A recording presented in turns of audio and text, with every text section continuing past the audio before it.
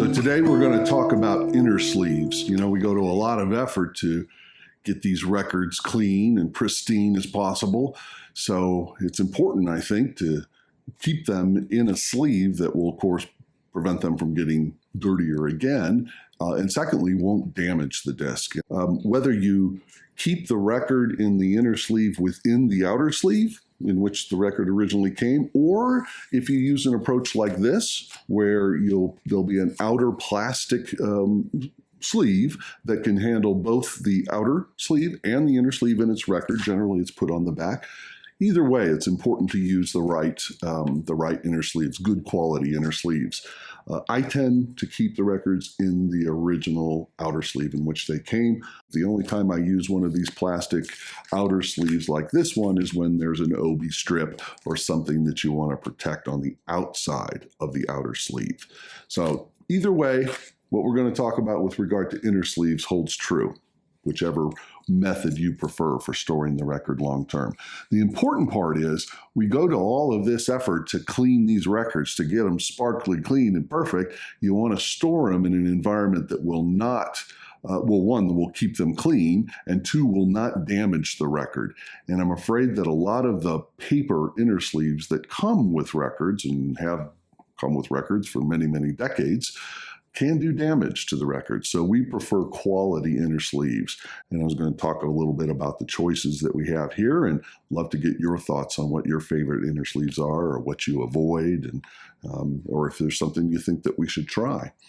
So the first thing that I think of when it comes to what inner sleeve we're going to deploy is the record coming with its original inners?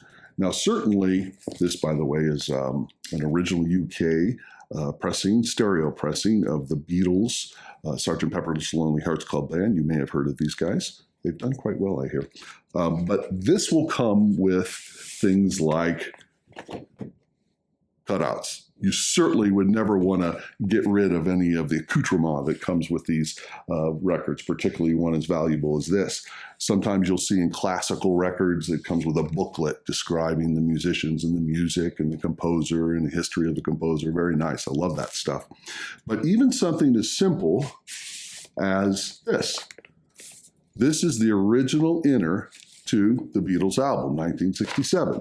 And the fact that it's red, it indicates it's a stereo pressing. If it were kind of a light blue color, that would be the mono pressing. You never want to get rid of this. This isn't a valuable example, but the same would be true even for a not so valuable record. This is the original, yes, Fragile, great album. The original sleeve that came with that is here, and it's just one of these we've all seen before. This is basically advertisements, other albums that, in this case, Atlantic Records has put out. Kind of like those, it's sort of fun to see them. But I wouldn't want to get rid of this either.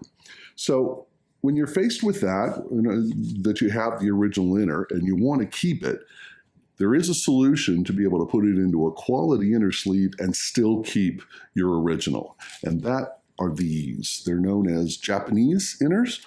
I like these for three reasons. One, they're very, very thin, so it doesn't do damage to the inner sleeve itself or to the outer sleeve.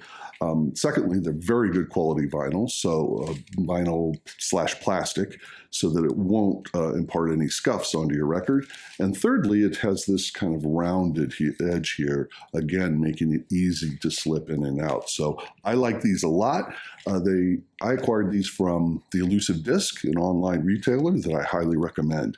And they do come in different sizes. If you collect 10-inch records or 7-inch records, they make them for that as well. So when I'm keeping the original inner, I highly recommend the Japanese. If you have a record where you don't have the original inner, or it's just generic, I'm going to show you an example of that. Here's an early Rod Stewart album, A Shot of Rhythm and Blues. It came, or somehow ended up with this. And this is the kind of inner that we really don't like. It's rough paper. There's no plastic lining. This is going to scuff the record over time. So when I eventually get around to cleaning this, I will simply toss this one out, this inner, and replace it with something like this. This has a paper outer, but as you can see here, a good quality plastic inner on both sides. So this will protect the record, and it's kind of my go-to when you're going to toss the inner sleeve that you have with your record. There is also another choice that we have in-house, and these are generally considered to be the best inners available. These are from Mobile Fidelity, very good quality. No problem, you can use these all that you like.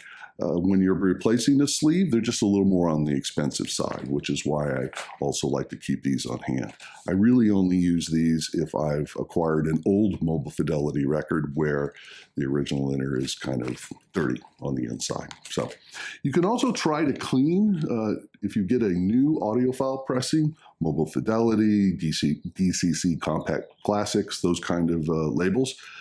It's not a bad idea if you want to just reuse the original, but as clean as those records tend to come, there will be some dust in that sleeve. So what I like to do is use the Giotto Blaster, take the new sleeve, kind of hold it upside down and just squirt air inside and try to blow out some of that dust. That's another option. Or if money's not too big a deal for you, you can always just replace it with a new one. They all come in packs of, I think, a minimum of 50 up to, I've seen 500 if you want to buy in bulk and save a little bit of money. These are the approaches that we take to keep our records safe and clean. I'd love to know what you fellas think. Comment below.